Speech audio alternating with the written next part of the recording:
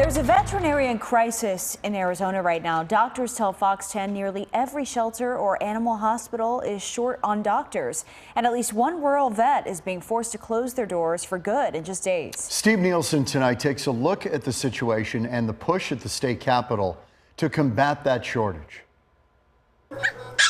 We love them. Our pets are our family. Our hearts break when they need help, and thankfully when they do, our veterinarians are nearby no matter where you live, even in Page. When I first started in 1986, it wasn't that very busy. I mean, it kept me busy full time, but not running and hopping. And just little by little over the years, over the 33 years that I was there, it got busier and busier. Jerry Roundtree owned Page Animal Hospital for 3 decades. Eventually, he needed a second vet to keep up with the growing demand before selling the practice just a few years ago.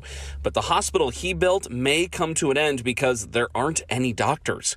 The vet who ran the place left, so Jerry started flying back from his retirement home to keep the doors open while they tried to hire a new one. We are just in a period of time where there are not enough veterinarians available, and we couldn't find him help, and he eventually chose to leave rather than just stay buried with the work. But Jerry can't do it alone forever, and no applications are coming in. I was really distraught to hear that it might be closed because the people of Page are so isolated. 135 miles to Flagstaff, 65 miles to Kanab, Utah. They would not have immediate veterinary care. So go over this. Yeah. Phoenix is filled with problems too. The Arizona Humane Society on any average day has about 500 animals under roof and about 500 animals in foster. And we're heading towards that. Kitten season is what really boosts that. Dr. Steve Nielsen says they pay well and they offer a lot, but finding veterinarians isn't easy, even in a city the size of Phoenix. All veterinary practices in the state of Arizona, and most of them in the country, are struggling to remain fully staffed. So it becomes a very competitive environment for us to try and compete with regular veterinary practices to retain and attract some high-quality veterinary nurses or high-quality veterinarians. When they turn that, ultimately, more doctors are needed, and fast, and help might be coming from the Capitol. Legislation's moving through committees that would offer up to $100,000 in reimbursement to graduates as long as they stay in Arizona 4 years, and they work 2 years in either a rural area or a municipal, county, or nonprofit shelter.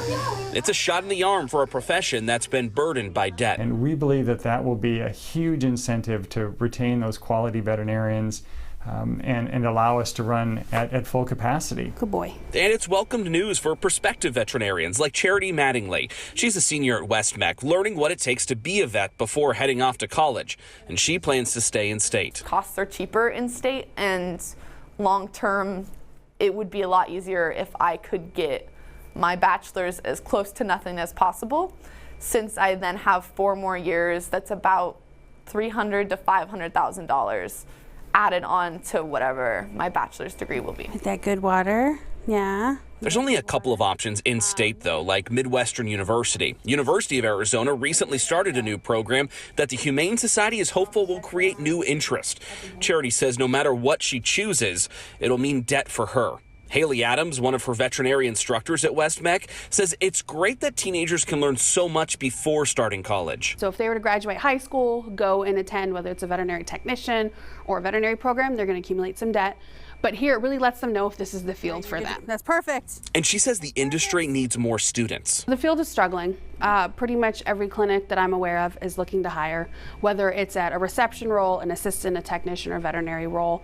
We're just not able to fill the seats of individuals that either leave for personal reasons, retirement, they leave the field and we don't have the individuals to fill those spots. Charity says she believes debt is a significant factor holding some future vets back. I've talked to a few other students in my program, and they aren't looking at going to a university or a 4-year college because they just don't have the money for it or the ability to get through it without putting themselves in debt that they're not sure they can overcome. And that's why the Arizona Humane Society, which is spearheading Senate Bill 1271, says eliminating $100K in debt could be so beneficial.